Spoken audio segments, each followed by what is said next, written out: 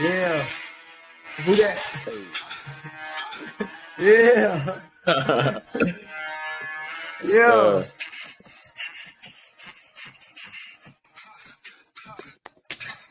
Yeah.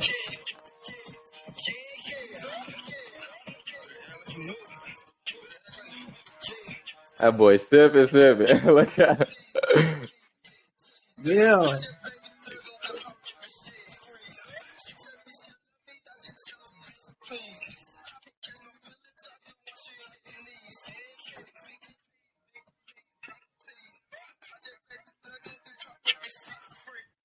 Yo, welcome back to the Home Team Heroes. The saga had to continue, man. It's your boy Prez. It's Banks.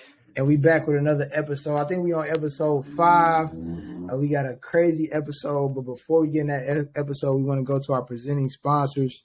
Our presenting sponsors is, as you know, is Jet Life Co. Website Jet Life Co. JETLYFECO.com.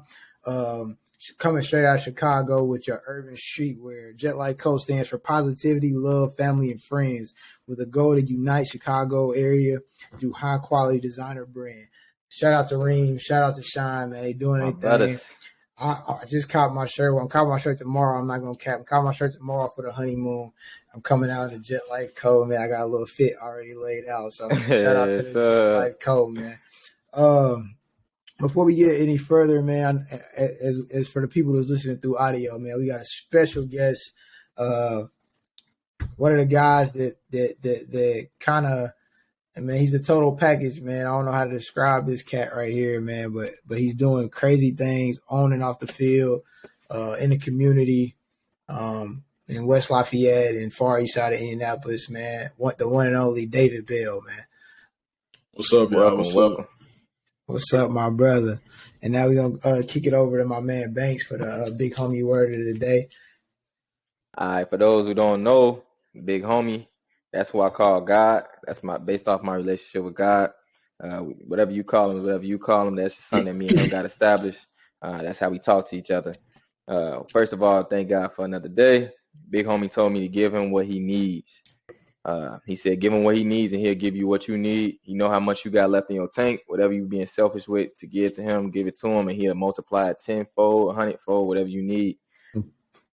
He also said, watch what he does. You can call his hand, you can call his bluff, and he'll show you. So whatever you got, if you feel like you're running on E, feel like you don't got enough energy to do this, do that, he said, give it to him and he'll show you. He'll show you bigger than what you already got planned. So that's his word of the day. And I like that because I feel like a lot of people, man, they pick journeys or they pick outlets that's going to be hard. Like, and I'm pretty sure David can attest to this as well, man. You pick something that only the top 5% make it. It's going to be days where you feel like you lost. It's going to be days where it's like it's time to pack up and turn around. But you got to keep pushing. Like, if you on that road and you know it's destined for me, you got to have that ego almost like it's mine. Like, you got to go get it, man. And you got to trust in the process and trust that, they're going to have their back, man. So getting into David Bell, man, just touching bases, man. We know the yard. I don't want to shout out the stats, man. Coming off 1,000 and coming off 626, 7 touchdowns, man, at Purdue University, which is crazy for a kid from the Far East Side to even stay home. I know you have a lot more choices to go through. But just talk to me about your receiver personality, because I'm on the outside looking in. You are like, I know a lot of receivers. I didn't play ball again probably the same my whole life since I was probably 5 or 6. I was groomed to play football. Receivers tend to have this certain personality where either they outspoken, they always want the ball, they always think they open, or they want to dance, they want to receivers have a certain personality, and it seemed to, I'm not stereotyping receivers, but it seemed to always fit most receivers. On the outside looking in, when I see David Bell, man, he's quiet. Most people say he's humble if you ask around. But you don't say too much. You let the field, you let your work on the field do the talking, man. What is that something you purposely did, or is that just your natural character or your natural, ability? It's a little bit of both, honestly.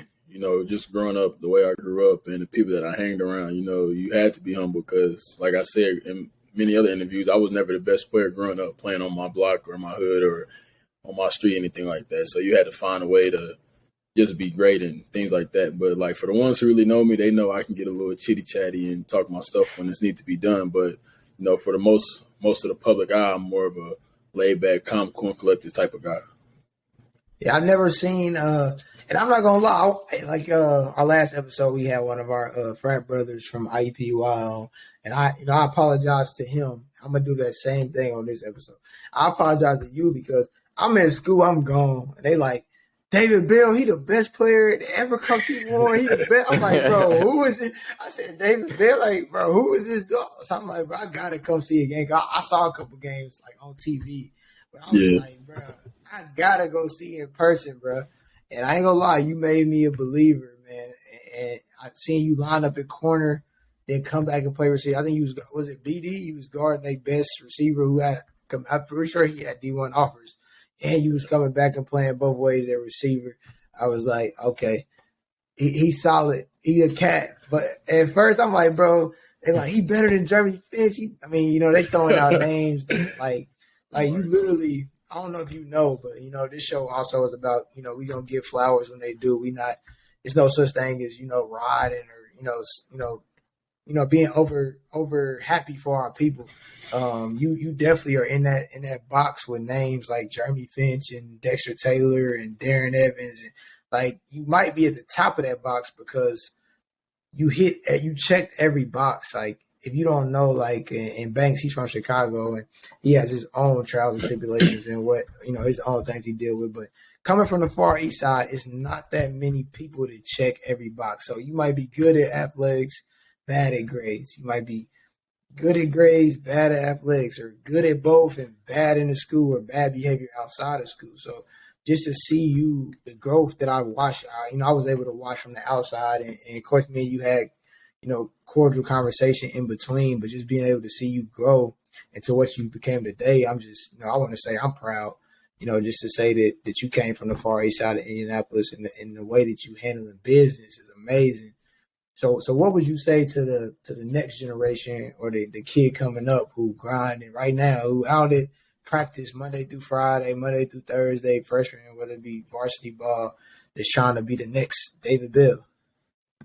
I think just stay true to your work. Because, like, growing up, I was in their position one time, like you said, watching Jeremy Finch, Buck, Dexter, Dex, and Dez, all them. So, I mean, you can be the next one.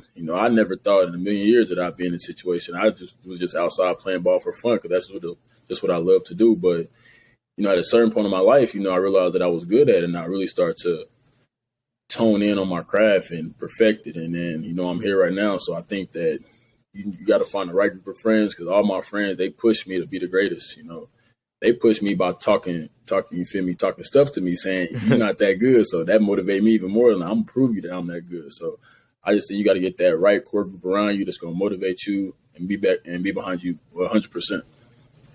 Yeah. And as Shaq was saying about like the different players and stuff like that, I remember last time we had Shakir on here and they had like a top 5. And if I'm not mistaken, because I had to go and I wanted to go see who all these people was. Like you said, I'm not even from out there, so I don't really know none of the football players and nothing like that. And I could have sworn, like when I went on your page the first time, there was some highlights there. If I'm not mistaken, correct me if I'm wrong. But a big thing that I noticed too is that now, even if they weren't on there then, if they're not on there now, you don't really got too many highlights on there. Was that something that you did to like just show that you humble and stay hungry and create more highlights, or was that something that you just you gonna let your game do the talking in real life? Just to be able to show more highlights. All them highlights was old, and I just want to be able to show that my game's improved every year. So, I keep them highlights up for a little bit, let people see that. And then when I drop the next highlights, they still remember the last highlights, but they see in this like, okay, he's doing this better now. He's doing that better now. He's more explosive. He's able to run after the catch and those such things. So it's a little It's a little mastermind behind it all. So we got it. That's dope. That's dope. So how you feel? How you feel that the NCAA finally, they came to that agreement and said players can get paid for their likeness? Was that like an uproar on campus, uproar, amongst NCAA, or was it something like, nobody really cared about? Nah, it was big. I mean, not only for guys like me, but for like walk-ons and guys who don't got the platform that I got, because anybody can make the money just as long as you carry yourself in a respectful manner. Like, I got this walk-on, Will Chapman, phenomenal singer, man. Like, he probably won't ever play here, but he making bread off his singing stuff. So with that rule coming in effect, it's a lot more opportunities for people to make money out here instead of just going to school and playing football. They can really chase their dream instead of having to go to school to play football to provide for their family, get a free education and stuff like that. Definitely. I seen that. It's a punter. I don't know what his name is. He got like millions of followers. Yep. And I remember seeing it was big. He gave up his scholarship because he was making more money on YouTube than what he was, making as being a college student. So seeing that they finally, changed that rule, I was like, that's crazy that, years later.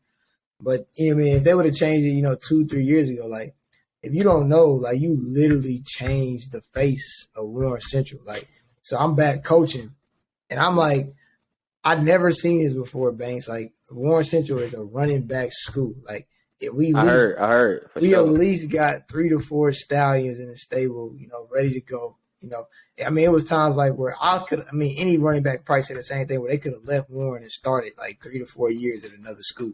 But we all sat behind another running back because it meant so much to be the starting running back. To be the starting running back on Warren Central is like a special thing.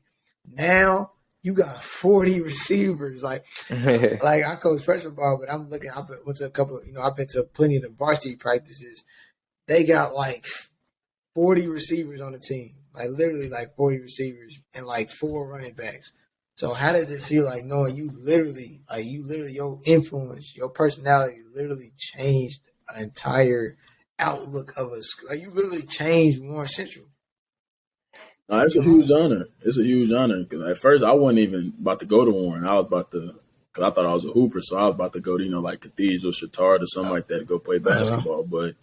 And of course, y'all was in the wing T, and at the time I was like 150, 160. Like I couldn't play running back. Like I'm too small, even though I played that my whole life. But I'm talking to Mom Duke. She like, you got to go to Warren. Like I ain't got no way to take you to school. Like you don't get on that yellow Twinkie to go every day. So just talking to her, I'm thankful for the conversation that I had with her, and just to be able to come in as a freshman, start as a freshman, to have the immediate impact that I did, to be able to change it, because the times was changing. You could see the other schools going to the air raid style. Only school that was really in the wing T was us in Center Grove. Every other school, it changed it. And then, so just for me to step in and take that role at a young age and to change the whole scenery of Warren was just a big deal for me.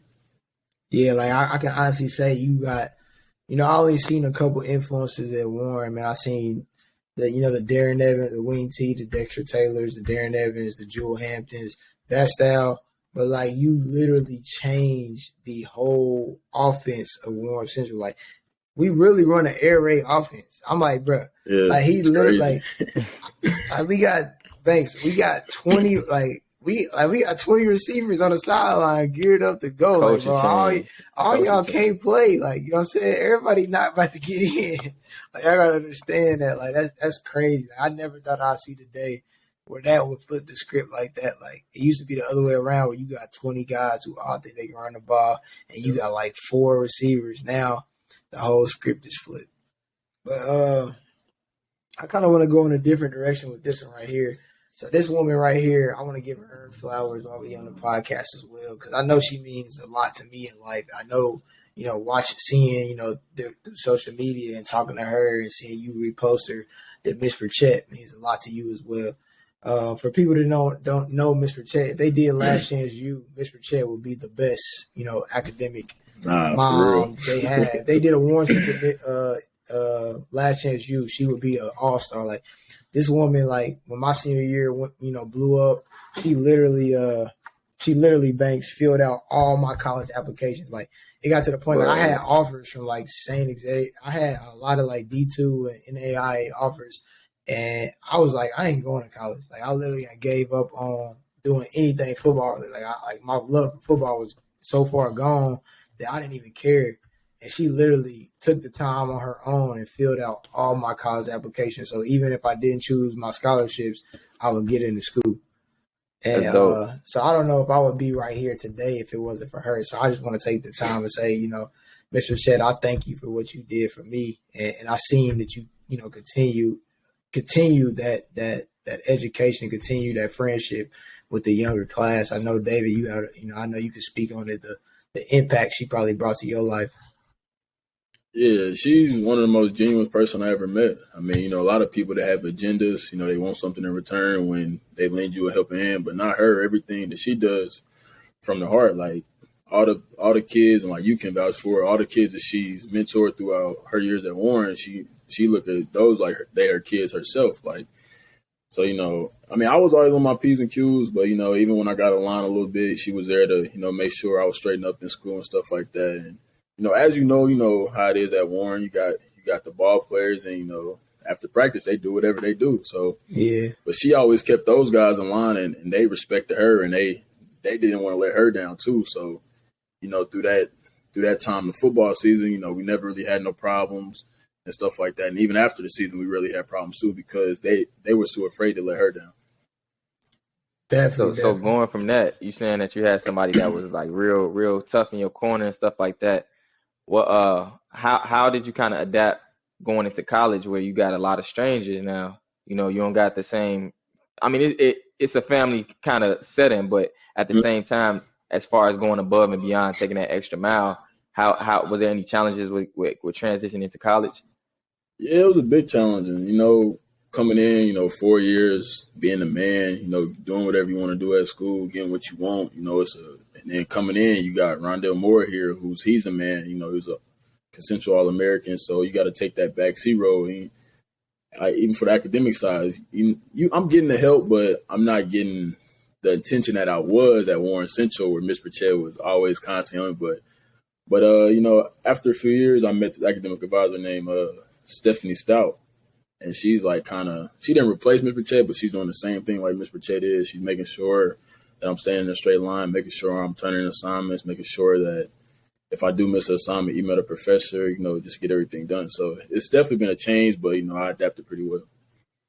Oh, so piggybacking off of that question, I can honestly say that when I got to that big stage and I was the top dog on campus, I shit my pants. Like I was in a position where, you know, I was so used to doing whatever I wanted to do. Like, you know, they say what happens in the dark comes to light. So what all I was doing in the dark as a junior and not nobody paying attention because I'm not the man yet. So like I was good, but I'm not the man. So my life isn't put on a scale or put on, you know, I'm not measured by the public eye. How did you handle, you know, because I mean, to me, like, you know, if I've never heard anybody say other than you know, you the golden boy. And I know you had your own trials and tribulations and your own thoughts and your own, you know, times when you was depressed, but how did you handle, you know, meeting their standard on top of meeting your own standards, or was it just something that aligned all together? Or, you know, if your mom or pop's upbringing just aligned you for that situation? Because I can honestly say I wasn't ready for that moment. You know, my senior year, I wasn't ready for it. Like, I'm grateful that I had it, but I didn't respect it, and I didn't appreciate it the way I should have appreciated it.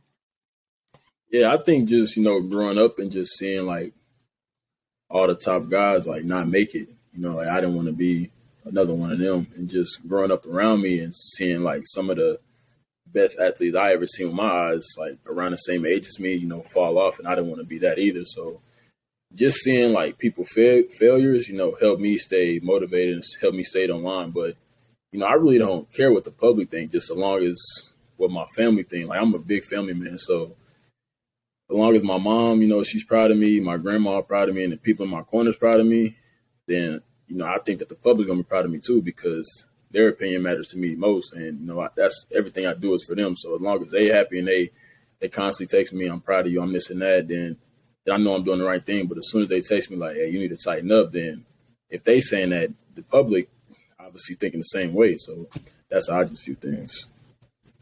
And I definitely can agree to that as well. And I think you do. I mean, I think you're doing a hell of a job. You know, better than any job that I've seen come off that Far East Side. It's kind of hard, like I said, to be that that total package. Did you have a relationship with Coach Clayton? Yeah, I did. Yep. So Coach Clayton, like, to me, Coach Clayton was like that person who wasn't gonna be your yes man. He was gonna tell you when your shit stink. Like, I used to work out with him at 5 in the morning. Like, I would get up faithfully and go where I'm talking about. He had me like to this day. Like, I still run miles, and you don't even know. Like, he the reason that I do it. Like, he turned me on to that. Like, I was like, I wasn't really in shape. I was in football shape, but I was never in shape. If I would have been in mile shape how I am now, I feel like I would have been a 10 times better football player. But like I would go work out with him. He would start off with a mile run, then we would run 200s, then go lift. Like, he would tell you, like, you ain't, he like, a lot of football players couldn't take it because he would tell it to you raw. Like, he would literally tell you, like, yeah, you ain't gonna cut it. You ain't, it wasn't no sugar coated. It wasn't nothing. So just, can you elaborate? Tell us how your relationship with Coach Clayton was. It was good, but I wasn't doing the 5 a.m.s. That just wasn't me. I worked out at my regular lift time during school, but he had a conversation with me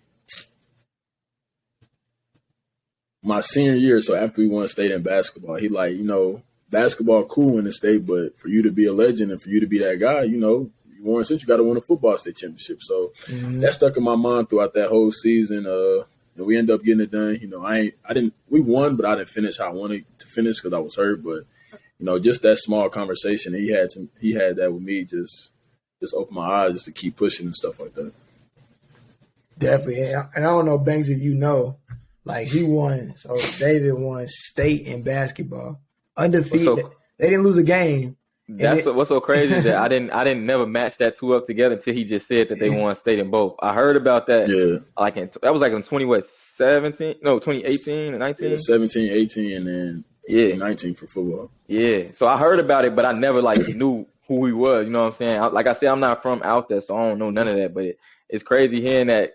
It clicked in my head when he said that he got to win one in both. I'm like, oh yeah, that's what they was talking about. That's crazy. Yeah. So I was watching from the, like I said, from the outside looking in. I saw a couple of those basketball games. How'd you feel? Like, I know this is a long time ago, but Game and Romeo Langford, he the number one player in Indiana, going to IU. You come down, hit the layup. Like, how did you feel? Like, what's the feeling after that? Like, it gotta be crazy. Like, Fast. I felt like the man because like that year, the year before that, like most know, Dijon died, and that football season was dedicated for him, and we lost to Ben Davis on a last second touchdown.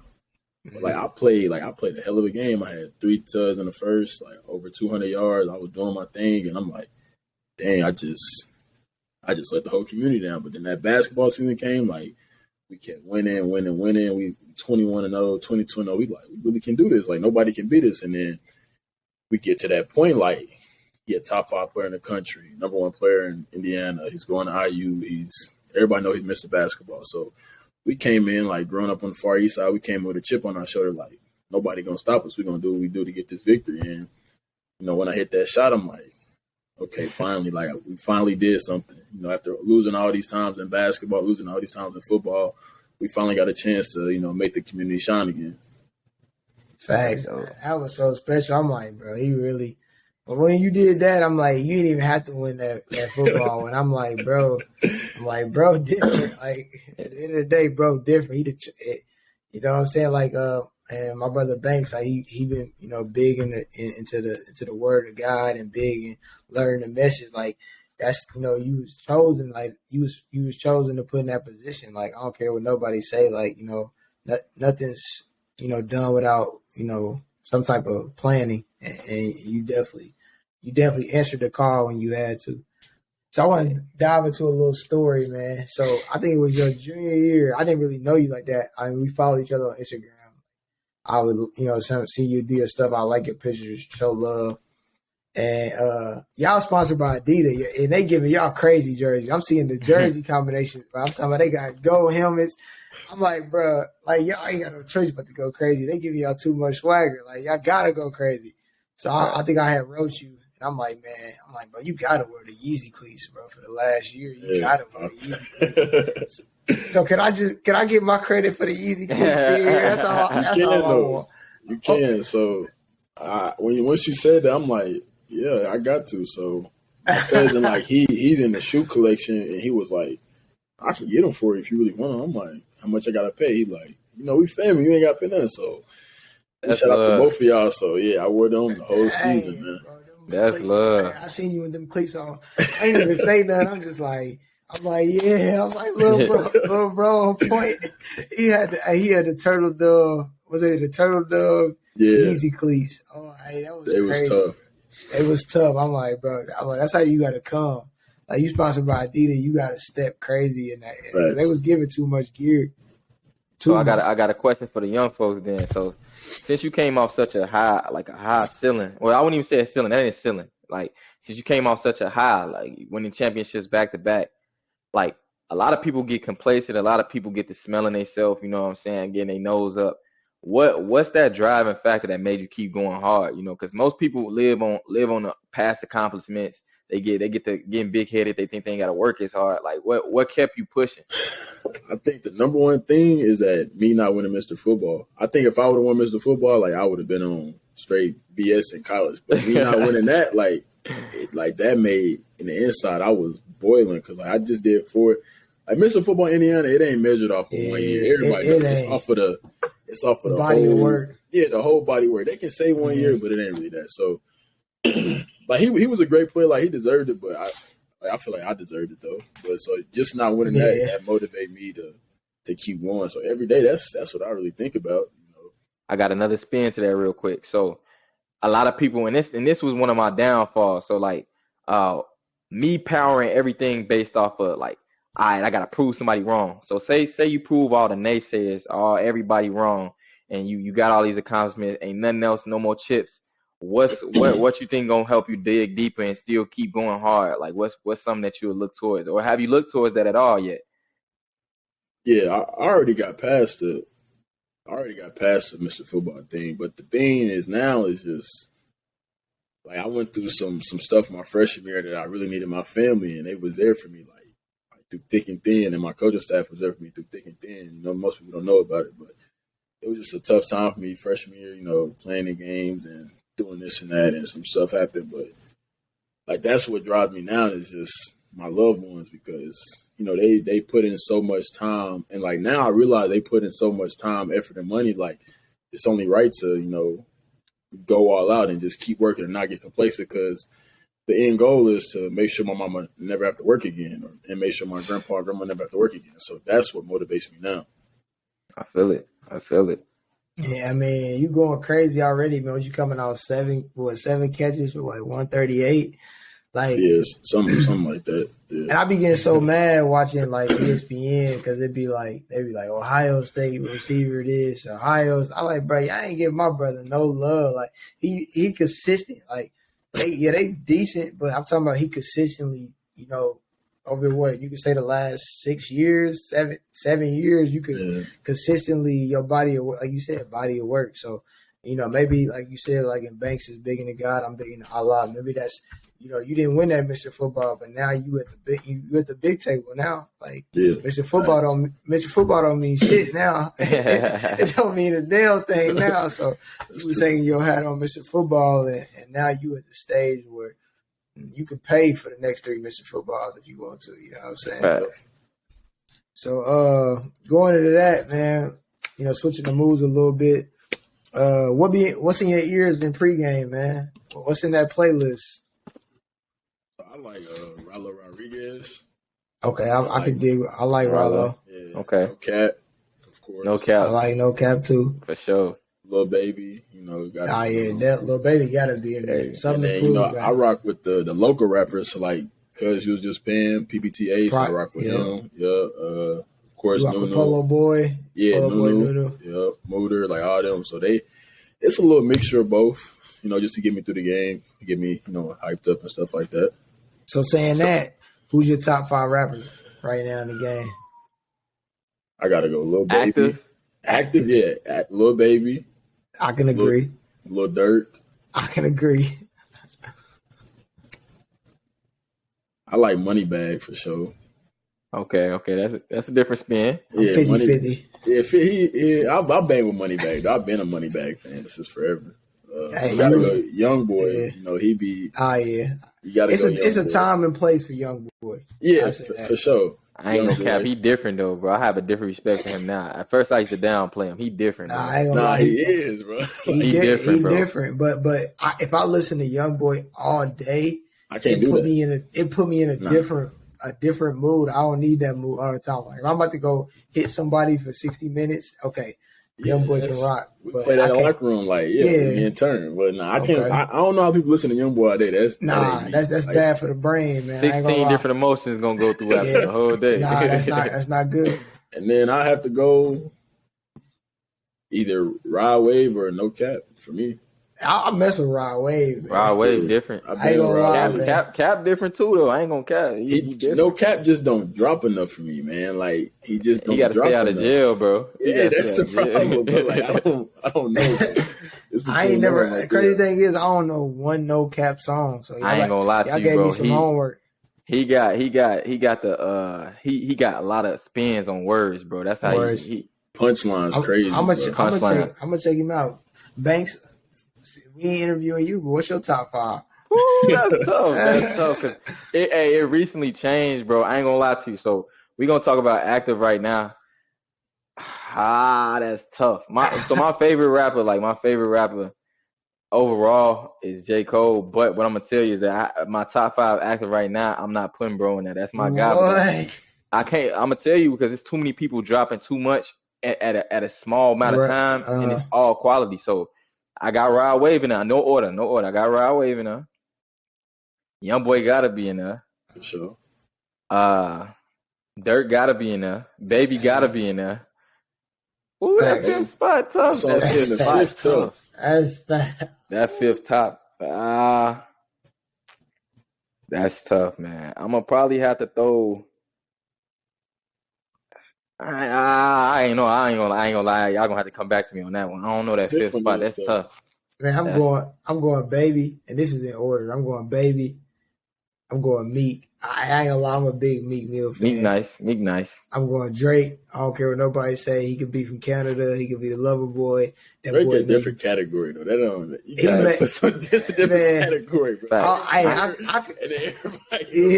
ain't gonna lie. He too around the place. Like that's what I'm saying. He nice though. A different category. You can't. He's a musician, bro. He's a musician. I take Drake out of there. So I'm gonna go. Who'd I say first? Was it Baby, Meek, J. Cole, old Kodak, not new Kodak. I mean, I like some of the new Kodak, but I can still turn on the very first. If we talking about old Kodak stuff, I'm keeping J. Cole in there then. Yeah, he's still active, so that's. He be gone too long. That's why I said active. But sometimes, like you said, like we do messages. We both, look at stuff different. Sometimes you got like we was talking earlier, like you gotta plan your stuff. If you dropping something every day and you not, you know what I'm saying, you gotta plan. He playing his delivery every single time. Like Kendrick Lamar, he dropped an album every 3 years. Like Beyonce, Beyonce, one of the most popular people in the world, and she dropped. I don't know when the last time she dropped the album. Rihanna. You know what I'm saying? Rihanna ain't dropped nothing. 15 years. The less you drop, like I'm saying, when you reach that plateau where your stage is so big and every move you make is so major, like it's kind of hard for you to drop all the time because you're gonna be judged by the masses at that time. So everything you drop gotta be flawless. Like it gotta be flawless. Yeah, that'll change my top 5. Then I ain't gonna cap, but I ain't even gonna get into that because I thought we were just talking like at this moment. Talking about just active rappers as far not dead or nothing like that. So jumping back into D-Bill, man, who the hardest corner you went against? And I didn't watch a lot of your games. I would say bro from Nebraska. What's his name? Newsom? Northwestern. Not Nebraska. Northwestern. Yeah, I go with him too. Yeah. All right, so going the toughest one. Was he bigger than you or you're the same size? He was like 195, but he just had like good feet, good hands, and of course he got 20th pick, so he went 20. Who did he go to, the Browns? Yeah, he went to the Browns. Yeah. So that's the only corner I seen, and that's just me on the outside end, looking in because it could be somebody totally different because I think North Central was the hardest hitting team in the MIC. Everybody say I'm crazy for saying that, but I think North Central was the hardest hitters in the MIC. Everybody think I'm crazy. I don't know about that one. Yeah, I don't know about that. See, look, everybody think I'm crazy, but I ran a ball, so you got to think I'm getting hit all games. And y'all in two different eras though too. Yeah, I mean it ain't that sad. Gap, though. When they sad when y'all played them too. They had Darius Latham that went to the Raiders. Oh, okay. And they had I mean they was decent. I think we beat them, but I mean they wasn't. I'm not saying they was good by any means. Yeah. I'm just saying they was decent. They knew how to hit. That's all I'm saying. They knew how to hit. So who was all right? So you said Newsom was the best corner you went against. Who was the corner that talked to, or not even got to be corner? Who was the player you didn't play? It could have been high school, college that talked the most shit on the field.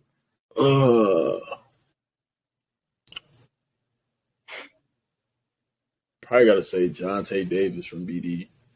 What position he play? He played DB. Like he's talking crazy. Yeah. Did you get him like 200 though? I gave him like 200, but the first game we lost like 44-16, bro. Oh man, they aired y'all.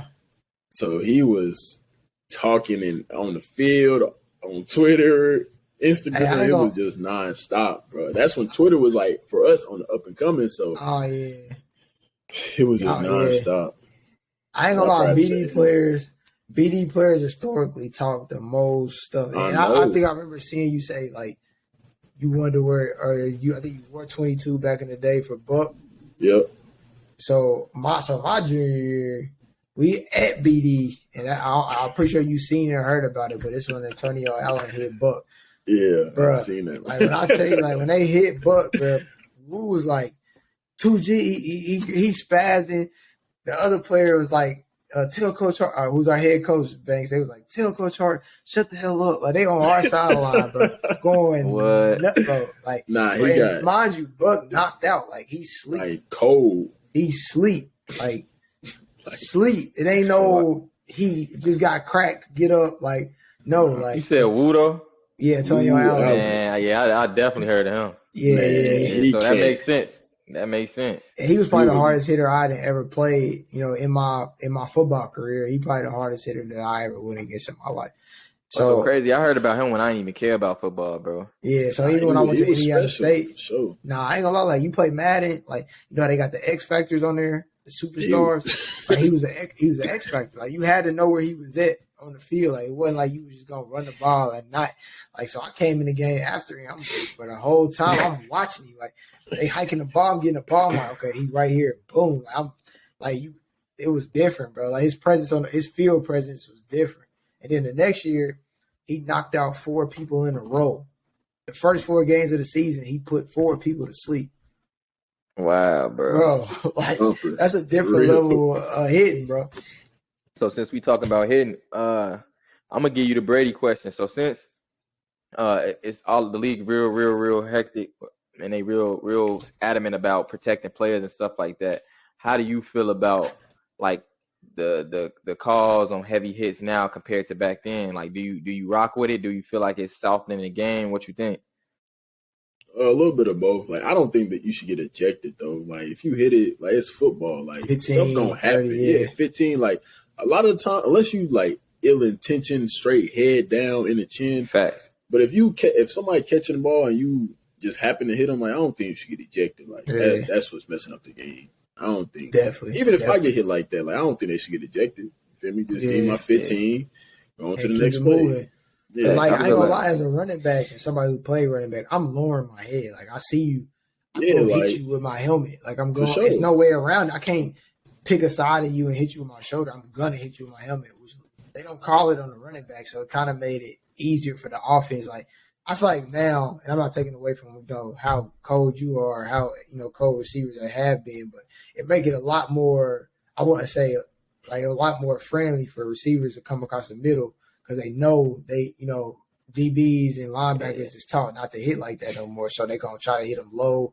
But I do feel like that's adding to the ACL and MCL and injuries because everybody getting hit low and hitting the knee, and it's just been a lot of weird activity going on. Yeah. So I can agree. I don't like it. I think it's ugly in football, to eject somebody for something like that. Football is a game of passion. Like, it's so many passionate plays that's gonna happen. How can you eject a man for the whole game and half of the next? Because I don't think anybody intentionally means to. I don't think anybody. I mean, you got a couple people that are really sick in the head, but I genuinely agree that 97% of football players don't want to see the next person lined up against them seriously hurt or paralyzed or, in situations like that. No, yeah, I agree with that. So I got a question, like a little off the wall question. And I got this from Coach Tardy. Shout out Coach Tardy. Do you know Coach Tardy D-Bill, or was he gone when you got there? He was gone, but I talked to him. So I seen him on Instagram like probably a week ago. He was asking IMG players. So, if you was, older, retired, and they said they were shooting a movie about your life, who would you pick to play you in a movie, to star you in a yeah.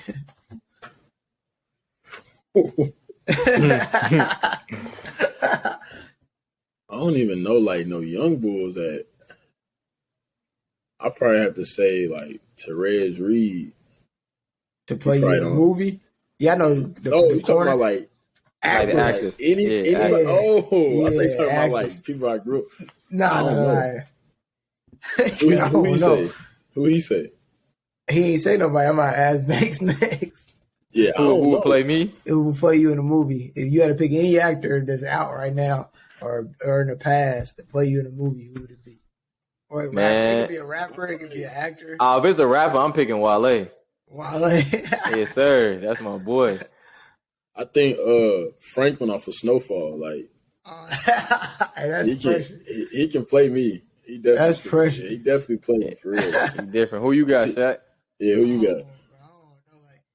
If I was to go rapper, it had to be Shaq Glizzy. Everybody say I look like Shaq Glizzy, like with my beard. But then if it was an actor, it had to be like, I don't know if y'all know who Sticky Fingers is. Banks might know. I don't know if D. Bill might know. I don't know. Y'all ever seen Say the Last Dance? Y'all ain't never seen Say the I ain't know what that is. Yeah, I ain't gonna lie, I don't be into the movies like that. So I'll pick Tupac though. Honestly, if I had to pick, overall, Tupac or Sticky Fingers. If y'all got time after the podcast, look up who Sticky Fingers is. He played in a couple movies. When you see him, you're like, oh, that's him. Y'all played Def Jam Fight for New York? For sure. David Bill played it. Oh, you played it? I played a little bit, like my cousin and stuff. So you remember, like at the end of the game when you had to fight the dude in the fire, it was Sticky. That was Sticky Fingers. He had a bald head and he was throwing you through the fire. Yeah, that's Sticky. I bet. I remember that. Yeah, my cousin had that. Y'all making me feel old. Yeah.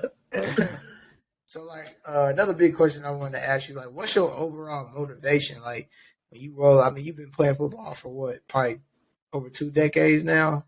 Yeah, since I was first grade. So you've been having pads on, your mom snapping in the hit pads for a long time. Like, what continues, to motivate you? What continues you, your drive for the game? Because a lot of people lose that drive or let somebody else take that joy of the game away. So besides the money or besides making it to the league, what keeps you, showing up for 6 a.m. workouts, showing up for 2-a-days? I think it's just because it's just something I love to do. Like, it's definitely times where I wake up at 5 o'clock in the morning, like, do I really want to do this? Like, especially in the wintertime when we ain't got football. Like, you probably know winter conditioning, that's crazy. That's brutal, bro. Like, brutal. 6 a.m.s Monday through Friday. So it's definitely time. But I probably just had to say, because I love it so much that, I wake up, I get through it. And, like, once I'm in it, like, I'm in it. Like I'm just ready to go. And then also, again, like I said, just I'm doing something positive, and it's not only making me happy, it's making my family happy, and it's making the young ones that's looking up to me thinking like, okay, like we ain't got to go sell drugs or, you feel me, do this and that to be successful out here. You feel me? We can go a different route. Facts. I could definitely agree with that. And that's one thing that made me come back and even want to coach. Like I let a couple people take the love of football away from me for a while, to the point where, I really didn't want to be around it. I played in Indiana State. I walked I went to Robert Morrison and walked up to the team and made it. I ended up being like second string, and then I found that I was about to have my first son, so I ended up, not being selfish to my fiance. I ended up quitting the football team because she was still in college too, so that she could graduate at the same time I did. I knew I wouldn't be able to, like I said, 6 a.m. workouts. Yeah. All the stuff you got during the day, one of us would have had to give something up, so I chose to give up football. But along the lines of that, like speaking on DeJohn, rest in peace, DeJohn Anderson, and which I don't know if you know do you know my little brother Justin Gladney? He was in DeJohn's grade, but he played football for a while too, and then he ended up moving to Florida. I do. Yep. Yeah, so like seeing that, like that kind of opened up my eyes, and I felt bad in the whole situation because I felt like even though I was nothing to do with the situation or nothing to do, like me and DeJohn didn't have a one-on-one personal relationship. I felt like everybody before me, it was our fault because the people who were like DeJohn or the people that was dealing with certain situations that was outside of football that people didn't understand what we was dealing with. Once we leave that practice facility, they didn't know what was going on, what we was going to do.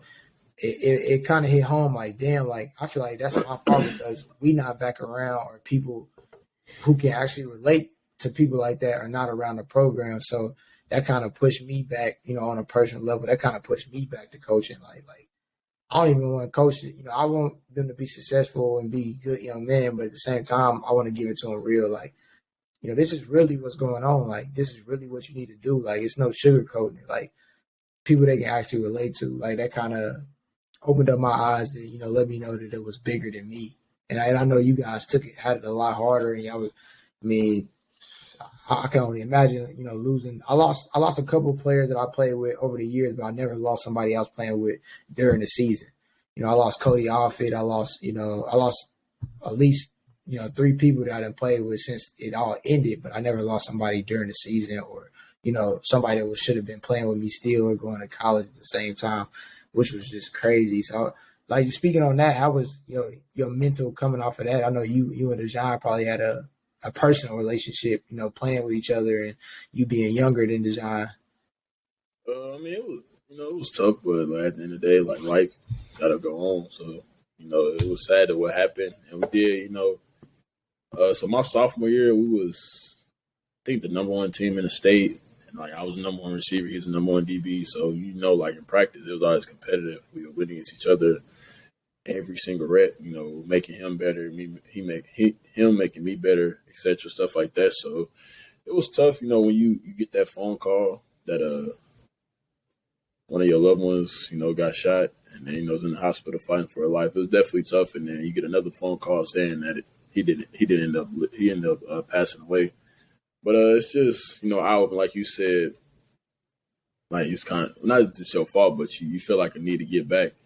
And like, so after that happened, that's kind of what I felt, even though I was young, 16 years old, 16, 17 years old, the next few years, I seen some of the younger people, kind of going down a path that wasn't right. And, I grab them, take them to the side, like, hey, bro, like, that ain't it. You feel me? You seen what happened to Big Cuz, like, we don't want that to happen to nobody else in our community again, because you seen what happened. Like, it literally, like, the whole school was literally depressed. Like, we had guidance counselors for like 2-3 straight weeks. Like, nobody did nothing. Like, we go to school, go to guidance counselors, go to lunch, go home. Like, it was really depressing.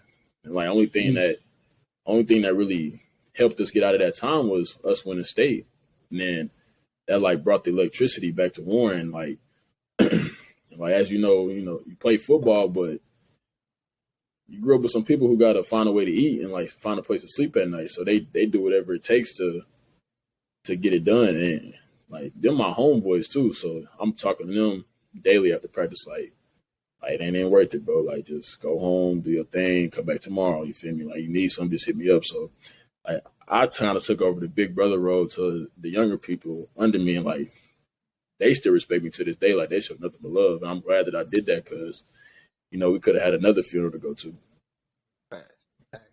As you said, like the guidance counselors and stuff like that, because it's crazy that like some people got different types of support when certain things like that happen. Because I'm just like you at the age of 15, I lost my one of my closest homies due to the gun violence, and he not even one of those people that's in the street. So like, how important was it was it to get that support, get that, like, even though it might have not been the most effective coming from a school faculty, like Yeah. what was like the driving force? Like, did you think that you had to go get help? Because I know like a lot of people when they're young, they think like, oh, this is just life. And that's how I kind of thought, like, bro, I gotta man up. Like, did you have a way to outlet that beyond just sports and beyond just like, thugging it out? And what's the importance of that? Nah, I really didn't, because I mean I've had death before, but like it's kind of usual where we from. Death, you Yeah, gotta live another day. So I personally didn't talk to nobody. Like, of course, I was going through my own stuff, but it wasn't really until like it felt real, but it wasn't until maybe like a few years later, like that's why I really felt it in my gut. Like, dang, he really gone. Like, and then of facts. course, that's when the time I got to talk to I went to a counselor and stuff like that, and told her everything that I went through for the last like 2 years, dealing with that and just being able to go through that. But it took me a while to finally open up to somebody, because that's just not like how I was raised or the people that I grew up with was raised too. We was raised to just Facts. keep it all in and Put it in deal your with it. armor and keep moving. Yeah, and you got like the world not gonna stop, so you feel me? You got to keep going. Would you change the culture? So, knowing what you know now, would you kind of influence people to not have to thug it out, to speak out on their emotions and stuff like that, or would you kind of still keep that content, like, hey, man up, let's get through it? No, I would, but I feel like you got to find somebody to trust. I don't feel you should just go and tell To anybody what anybody. you're going through. Yeah. That was my biggest thing. Like, I didn't really trust people, so of course I trust my mom, but she really didn't know what was going on, because she never went through it. So when I got older, really, like, we just talked amongst ourselves as boys, like, and that's what kind of was our scapegoat, was just us venting to each other, like just day in and day out, and that's how we got through it ourselves. But I do encourage you, you feel me, just to find somebody that you trust, and if you got a problem, talk to them through it. I definitely agree with that as well. Definitely talking. For sure. Any type of that stuff is not really big in our community. Guidance counselors, things like that. I don't think I know I needed a guidance counselor. I don't think I ever seen one in my life, whether it be high school or college. I had some teachers, like Mr. Chet being one, who would look out for me, but I never had that that person that would really give it to me how I needed it to be, receive it. It was just more people sugarcoating it, or we winning games, so you all right, you good, so that's kind of what it was. Then we start losing games, and it was, I was fed to the wolves. So you kicked to the curb. Yeah. Facts. So piggybacking off that, what do you think is more important to you, the process or the results? I think the process, because everything that I've done up to this, I'm finally getting the results. I never knew that I'd be in a situation. I just knew that them late nights, staying after working out, or the early mornings getting up, like all the injuries I've endured, that it's finally paying off. But you never see that until it's actually there. So you never know if you're going the right way or the wrong way. But like, as long as you just keep pushing, eventually something's gonna break through. Like, even if it's negative or positive, something's gonna happen. But for the most part, I think it's the process, the most important thing. What about you, Bang? Definitely the process, because it builds so many different things. It builds character, it build like habits, like good and bad. But then you're able to reflect on that and see where to go next. Yeah. But I think the most important thing is, like, it just show you that it can be done. Like, it show others that it can be done, and I think that's the most important part of it, because a lot of people only see the end goal. Yeah, the result. Like, oh, he ain't do this, he ain't do that. Like documenting that. I like that, how it's so in person now, as far as like with the grind, with the journey, with like YouTube and different Netflix series and stuff like that, because people actually get to see the grind now, and a lot of people like that shortcut. That process leads you. It's applicable across the board, not just sports. So I definitely agree in the process for sure.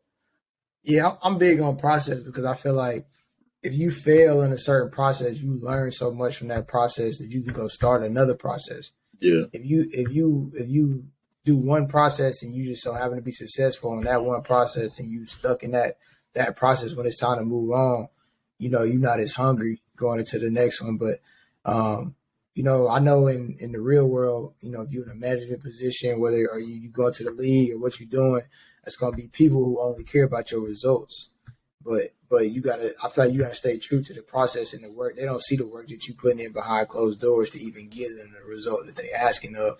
So you just gotta always, in my opinion, you just gotta always be available to, you know, be available to if the result they want isn't what you giving them. Know that you put enough in that process that you could go somewhere else and do that same process over and hopefully meet somebody else's results, because it's always a different result that somebody's looking for. So I think you learn more in the process. But again, some people feel like they learn more in the results. So, and then the last question I got for you to wrap it up, man, one of the most important questions that I think that people want to hear, who is your Warren Central Mount Rushmore? So, of course, I got Jeremy Finch. Okay. Darren Evans. Okay. Dexter Taylor, and then Desmond Tardy. And you not putting yourself in there? Nah, they don't. Like I know what I did. It was you know, some crazy thing, but watching them like growing up, like it was crazy. Like so let me ask you this before you go into that. Who's your Mount Rushmore that you feel like checked all the boxes? And I'm talking about academics, behavior, grades, community. I don't really know him personally, so like I know like so probably you know better than me though, so I don't know if I can say it's only been one. Me, for real. It's only that's what I'm saying. That's what I don't know Dex and Dan's like that. Like growing up, Dex was probably my, and I'm like a little backdrop going up. So like Dex, I swear, like he was probably my favorite player like ever. Like growing up, like, and me and Coop, who was his younger brother who played quarterback, me and him was like best friends. But like Dex was like they was like, people don't understand, like, man, like these are superheroes to us. Like these is real life Superman, Batman, Rock. Like I ain't want no Superman to, like these is real life role models, like to us. Like we literally, I'm looking at these dudes like, you know, and in the black culture, we always say, you know, are you me riding? Or you like these is real life legends. Like I feel that. And I'm watching it with my own eyes, but Dexter left his cleats. Like he was coaching for a little bit, and he left some all white. This was the year when we left Under Armour. He had some all white cleats he wore in the state game. I was talking about they was old, like had to be 2006. This 2012. So this 2012, 6 years later, 5-6 years later, and he left him in the locker room. So my very first game, I'm a junior. I'm behind Buck, and we beat Maryville. I wore the cleats. You know, like Mike, when he put the cleats on, he like, you know, made me like Mike. Bro, I had the cleats on, like, bro, these cleats gotta turn me up. Wore the cleats in the game. True story, bro. True story. No lie, bro. Like these is legends. But as far as to check every box, as far as how you done it so professionally thus far, I can't. You know, I'm just thinking somebody else could probably argue with me or say it was somebody different, but I don't know nobody else. Like, so I mean, if I was to put my mouth around that category, I mean, regardless, you should be in everybody's Mount Rushmore. And you know, I'm just giving you your flowers now, even if you don't feel like that, because you know what they did. Like you said, you watch what they did. Like you cannot put yourself in there because you literally did it the right way. Like you said, you watched so many guys before you that should have been or could have been not make it that far because they didn't check every single box, or their motivation or their family or their spiritual, something wasn't right to get them to where you at today. So my Mount Rushmore. I grew up. Go ahead. Yeah, you go ahead. So yeah, I grew up a huge Jeremy Finch fan because he lived right across the street from me. We both stayed on post. Yeah, so he lived right across the street from me. So I go to the games. We pull in at the same time. Like I just seen him play. So like he was my role model, you know, growing up, and then you know everything that happened with him. You know, I still got love for him, but that's kind of like you know, I don't want to take that route. You know, I want to take my own route to make it type. But he was definitely my number one. Yeah, he was definitely a monster out there. Can't take nothing away from him, and I'm not taking away nothing from none of them guys. But I was just speaking more for all those guys that check the box. But just want to say we appreciate you for even sitting down with us. For I know you sure. got a busy schedule. You probably got to be up at 7 a.m. for film. Dude. Tough. Yeah, we're going to let you go, man. I just want to say I appreciate you, man. And then, you know, we appreciate you. Definitely the Far For East-Side sure. appreciate you. And Banks, you know, him being from You Chicago. got love in the city now, bro. For Yeah. sure. No, bro. My Appreciate people that. gonna rock with you. All right. Now you bet got that. love in Chicago. So I just want to say I appreciate you, man. You definitely a home team hero in my book. And, man, we just wish you luck along the rest of the way, man. Appreciate For sure. everything. All right, man. Appreciate y'all for having me, for real. For sure. Keep doing your thing, bro. Yep.